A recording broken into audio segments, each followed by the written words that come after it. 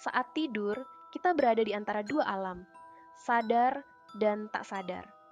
Di momen itu, batas antara dunia manusia dan dunia lain mulai kabur.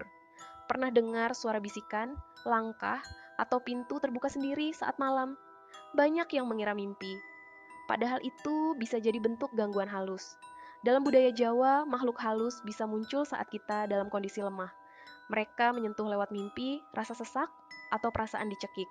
Kondisi ini sering disebut ketindihan, dan hanya bisa dihindari jika energi ruangan tetap bersih secara spiritual, karena bukan tidur kita yang terganggu, tapi alam lain yang merasa terganggu oleh kehadiran kita. Follow kami untuk kisah mistis dan budaya Indonesia lainnya bersama Mistik Nusa.